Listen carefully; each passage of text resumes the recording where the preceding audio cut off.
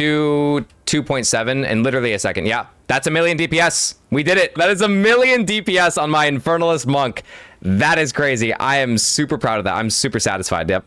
Yo, what's up YouTube? I'm SYROBE, back again to debut my Infernalist monk build. Keep in mind this build is a work in progress still, but I wanted to show off my unique setup now since there's going to be a major patch coming out around the 16th or 17th of January, which is actually my birthday, and I'll be live streaming on my Twitch channel all day, so check me out there. But also my main account got locked by Grinding Gear Games. I lost over 500 hours of playtime and all my MTX and stash tabs. I emailed Grinding Gear support twice and have not heard a single response from them in almost a full week, and have no idea why my account was even locked in the first place. But I digress, just letting you know that I lost all my gear and currency, so this build can be stronger than what you'll see in this video and optimized way further. This is just what I have so far, and to get the build out before an update. But why play Infernalist as a monk? Why not go Invoker or Gemling? With my setup, you play as a monk and essentially have infinite mana, getting rid of any mana concerns as an Infernalist, since your mana is replaced by Infernal Flame. Infernal Flame fills up to deal damage to you, but grants you fire damage and ignite on all your attacks, granting you 20% bonus fire damage and ignite chance from these passives down here, which scales your fire damage, ignite chance, and ignite magnitude on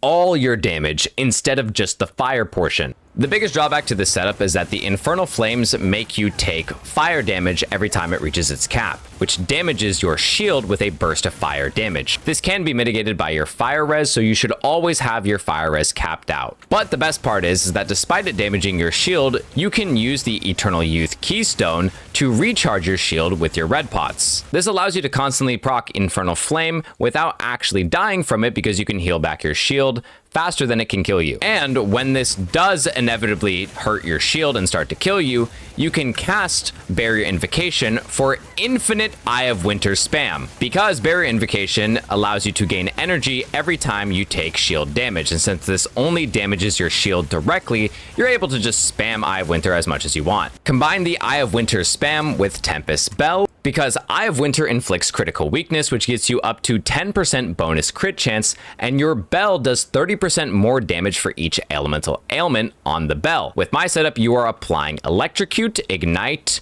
shock, and chill or freeze at the same time, essentially resulting in 120% more bell damage, allowing you to absolutely melt bosses with the infinite mana Infernal Flame bell setup for this monk build. My passives, I want to clarify that the DPS calculator in game is not always accurate. I'm doing way more than the damage you'll see me do in the DPS check, because there are stats like here, for example, and other passives from here, here, or here that are not calculated while you're in base. Anyways, this is my setup. I'm going for mostly elemental damage like this area, as Storm Charge is a common passive that is instilled onto most Invoker amulets. I also get more attack speed for my elemental skills as well, which feels really nice, and more bonus elemental damage as a result. And since we're really close starting out as an Infernalist, we can pick them up with ease.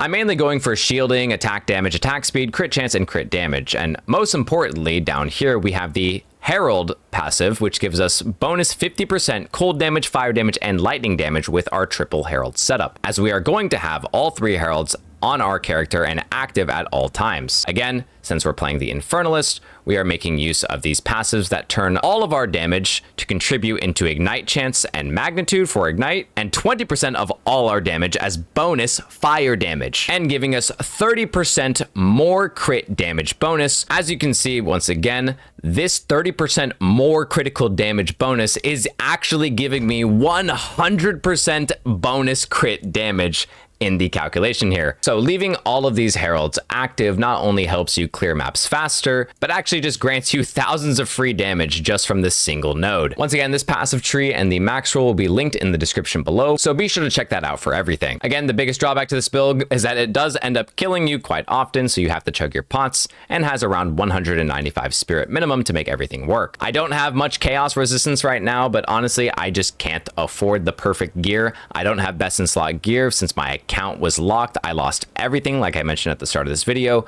So right now, we're just working with what we got. My gear for this build is relatively basic with no uniques, no Hands of Wisdom or Ingenuity, because I test all my builds without an expensive setup, which allows my builds to have a very strong baseline strength and are more secure and only become even stronger when you add things like Hands of Wisdom or Ingenuity Belt. I do have 2 amulets that I run and swap between fairly often. This amulet is more defensive and grants me spirit, which is very necessary for this build. So I use this one while clearing through maps. It allocates self-mortification, which allows me to not get stunned as easily from a bunch of minion attacks or just random ads on my screen stun locking me while clearing maps. But once I get to a boss on any map, I swap to this amulet here, which actually grants me around 45 spirit on a max roll and only cost 1 exile. The best part about it is that it gives you the critical hits ignore all enemy monster elemental resistances, which is basically the same passive that invokers get for free on their ascendancy. This amulet is pretty strong, and I only use it for bossing because it grants me all the necessary spirit that I need and allows me to melt bosses even harder. And once again, you can actually buy a max roll of this for just a single exalt. You'll notice here that I have it instilled with something called Cooked.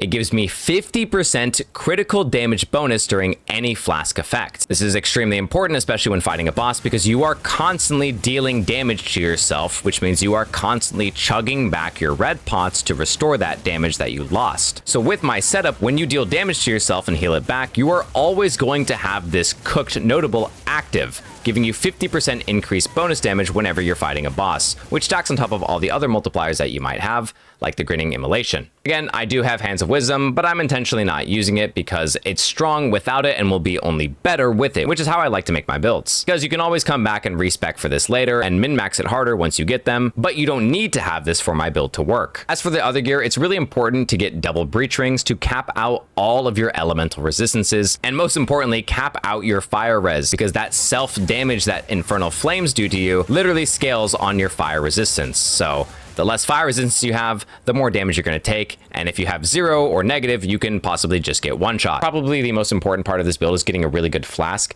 I have an ultimate flask with 85% increased life recovered, and as well as it removes mana when you use it, but you're not using mana, so this gives you the most increased life possible with 0.2 charges per second. That way you're always sustaining charges, and that way you're always able to sip some flasks every so often. You could max this out further, but for this build, this is good enough. If you enjoyed, feel free to catch me on Twitch, as I'm live every single day streaming, even streaming right now. For my gems, I tend to put the most important support gems in order from the start to the end, which really depends on how many jeweler orbs you have available to you. Your main DPS is going to come from Ice Strike, freezing enemies, proccing your Herald of Ice, which procs Herald of Thunder, and at the end procs Herald of Ash. You're going to have all 3 active at once, proccing each other simultaneously. Herald of Thunder should trigger Herald of Ice if it hasn't, and then Herald of Ice will also trigger Herald of Thunder in turn. The Ice Strikes deal a ton of damage and actually charge your Combat Frenzy, granting you Frenzy charges, which are converted with your Resonance into power charges. Your power charges activate Charge Staff, which is actually given Electrocute and Neural Overload to apply at least 4 ailments to your bell and to your enemies at once. Again, as you attack and spam your abilities with your infinite mana, the Infernal Flame will end up killing you, so that's why we have Barrier Invocation to cast your Eye of Winter as much as possible,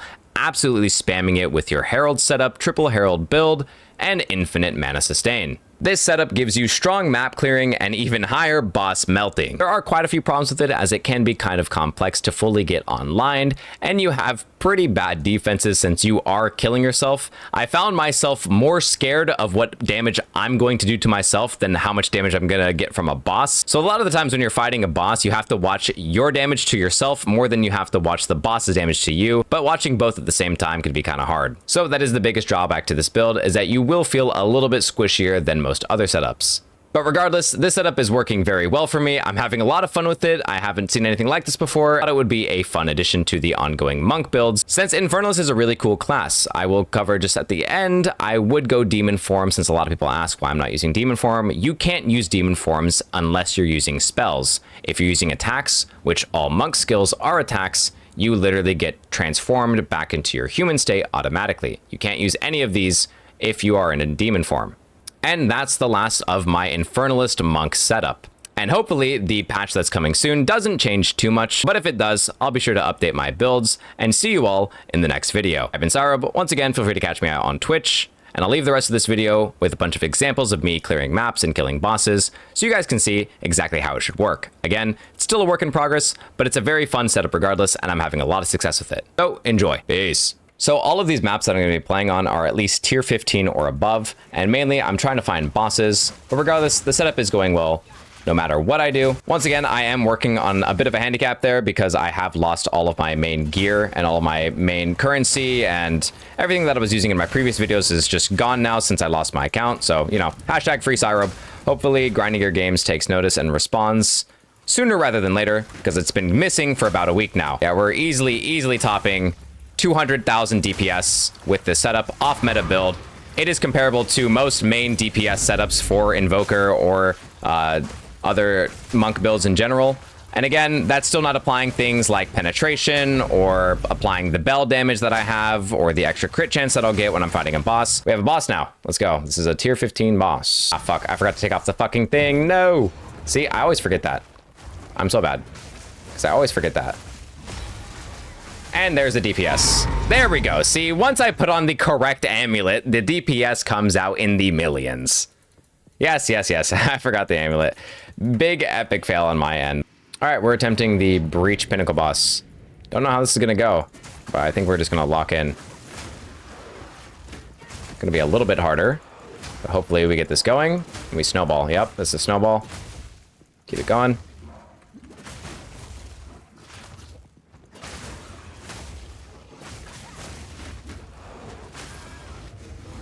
Oh shit. All right, well, calm down. Keep it moving, keep pushing. Just gotta keep chugging through pots. It's the only way you can really end up dying, is if you don't take care of your pots before the ignite goes off, then you're gonna die once it goes off. And honestly, you have like pretty good sustain. It's just like, you just have to be very careful. Like, it can get very overwhelming, especially if you don't keep track of your pots, to be like, okay, I need to kill everything on my screen, survive, but then also chug my pots. And don't forget to chug your pots, like, ever. Like, it's honestly just like my routine now to just keep tapping one, like every 10 seconds I will just tap one, or my whatever your key might be for your pots. For me, it's one. It's a little dicey, but again, it's because I'm focusing on so much more than just the enemies. I'm focusing on like not killing myself. So it is quite tricky to navigate through this, which is why I'm like kind of focused and locked in, because if I don't focus for like even a second, I will probably just kill myself with the Infernal Flame. And I'm very cautious on doing that while getting overwhelmed by enemies and everything else in here. Activating my charges, my power charges, all that good stuff.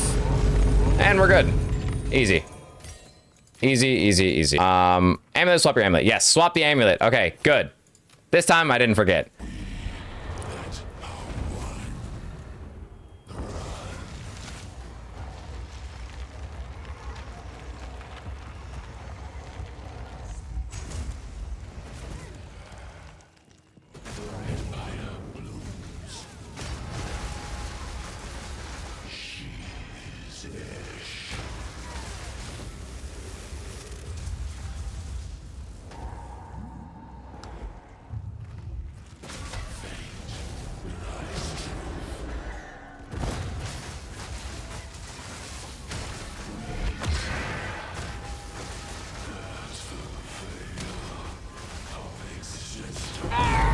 All right, we fucking did it. Not that bad. Again, this could be way more optimized. This is not even like, dude, I had 27 chaos res. Like, this is not even fully optimized. I can't, because I lost my main account. So this is as good as I can get it for now, and before the patch hits.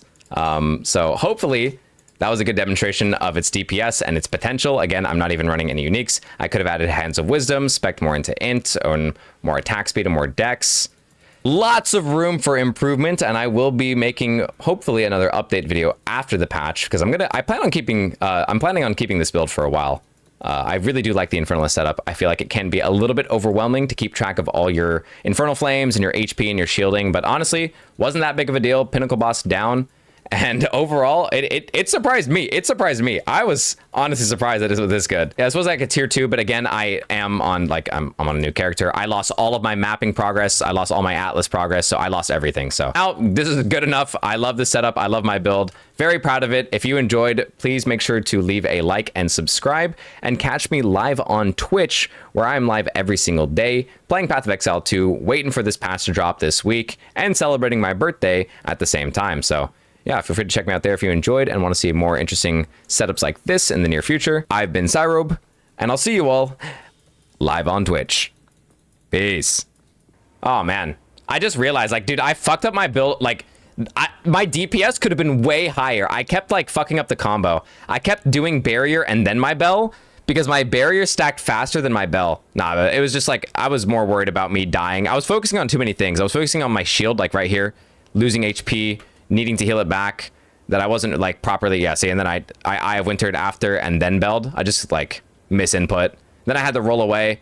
Again, about to pop damage, saw it on the right side, about to pop up again and hurt myself with the Infernal Flames, so I'm ready to put that down. Then he did this move, so I had to like wait around him, disappeared. Again, did it too early. How much DPS am I doing when I'm actually not failing the fucking combo? So when I have the combo, I'm at 1.6 mil. With the combo, I get like an instant mill. That's like an instant mill. Wait, that's legit like an instant million DPS. Is that not? That's a million DPS. Let's go. Let's go. That's a million DPS. No, it's actually a million DPS. From 23 seconds, 24 seconds. That's crazy. That is actually crazy. That is legitimately a million DPS here. Watch, again, the timer, once I stop fucking up my combo, once I actually do the combo properly. Let me play it back again. One more time. Let's just see it. That's legitimately like a million DPS. That's crazy. 2.7 in literally a second. Yeah, that's a million DPS. We did it. That is a million DPS. When I'm not fucking up the combo, that is a million DPS on my Infernalist monk. That is crazy. I am super proud of that. I'm super satisfied. Yep. Whew. Took a while to get here, but we did it. Infernalist monk is online and it is working flawlessly. And by flawlessly, I mean as long as I don't kill myself in game. Oh, that was good. That was good. That was really good.